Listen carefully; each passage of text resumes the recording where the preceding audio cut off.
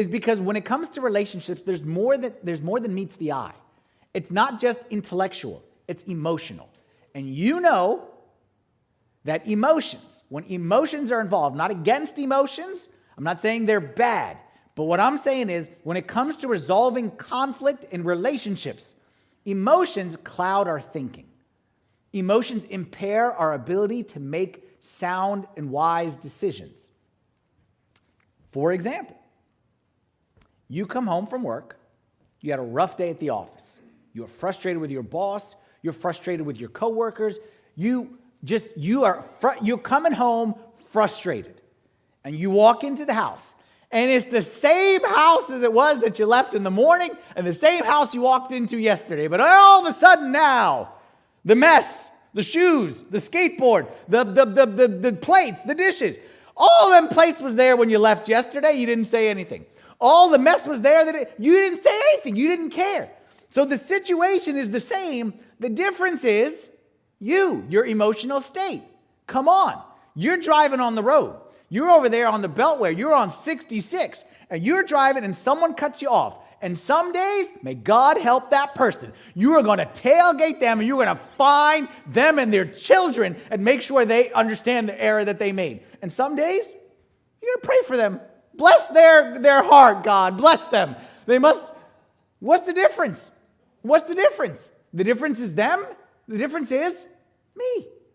The difference is my emotional state. Emotions color how we see situations. Emotions color how we see situations. And that's why we need to understand them. Again, some of us are more emotional than others. And some of you are sitting there saying, oh, here comes Father Anthony. He's an emotionless guy. He's going to just tell us emotions are bad. I'm not going to say they're bad. They're created by God, so I can't say they're bad. But what I will say is, if you don't understand their role in affecting your relationships, you're in trouble.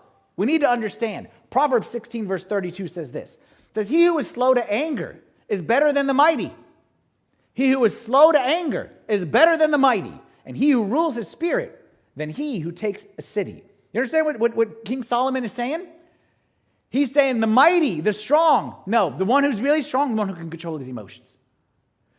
The one who can rule his spirit, that's a great expression. Rules his spirit means in control of his emotions. That one is better than one who takes a city. And I'll say it this way.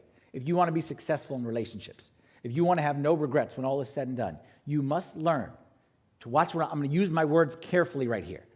To not only control, but to overcome your emotions. You must learn, if you want to be successful relationally, to control and overcome your emotions. Now, for those of you who are saying how, that's impossible. It's impossible if you're an animal. Yes. But we as human beings, we're not animals. Animals have no step between emotion and action. If an animal is hungry, it eats. If an animal is thirsty, it drinks. If an animal is scared, it runs. An animal just responds to its emotion. But that's not us. We're not animals. We can think. We can choose to exert control over the actions that we do. We are not just like an animal just kind of tossed to and fro. But you know what? You know what our biggest problem is? Our problem is the way we speak about ourselves. We speak about ourselves in a very low way because we say things like as follows. She makes me so mad. She makes me so mad. He drives me crazy. They left me no choice. What we are doing when we say that, we're shooting ourselves in the foot because what we are saying is we have no control. It's not me. Like, I'm not mad. She made me mad. So it's not my fault. It's her fault because she made me mad. Like, it's not me that like, I had choices, but she took away all my choices. Left me no choice. This is very important. This verse says you do have a choice. Nobody can make you mad. You're not a dog. Nobody can give you no control over your response. You're not a slave. You have free will. And if you want to win at relationships, you need to learn this. That either you will control your emotions or your emotions will control you. That's it. If you want to be successful in relationships, either you learn how to control your emotions or I promise you, your emotions will control you. And they won't take you to a good place.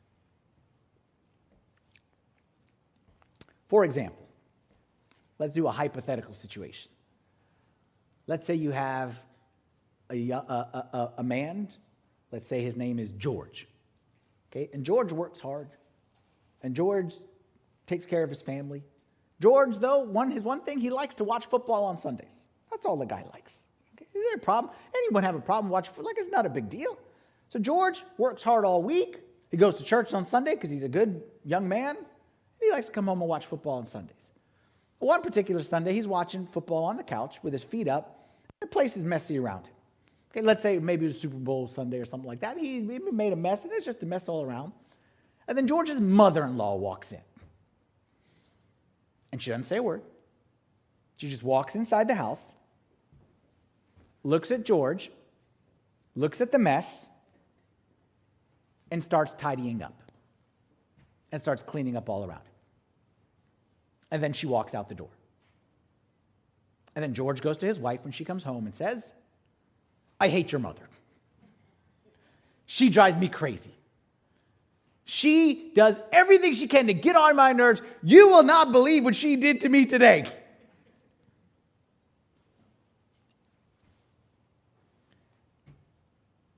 What's the problem here?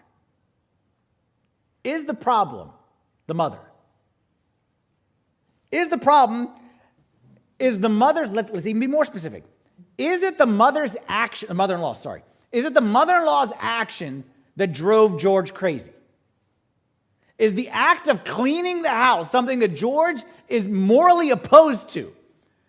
If it was George's wife cleaning the house, he would celebrate. He would say, thank you so much. He would appreciate it. So clearly the act of cleaning is not a bad act. Okay, so you know what? It was her attitude. It was her attitude that she was cleaning. It was her attitude. Well, you don't know what her attitude is. She didn't say anything.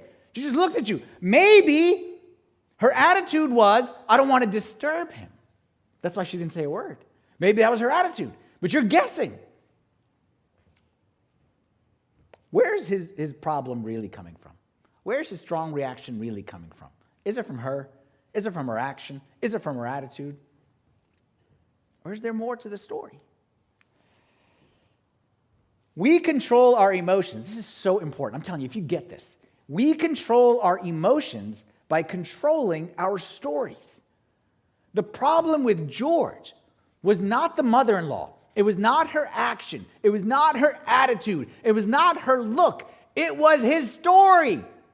He told himself a story. The second she started cleaning, maybe the second she walked in the house, he told himself a story. And as soon as he told that story, it led to an emotion. And as soon as that emotion was there, his anger was inevitable because of the story that he told himself.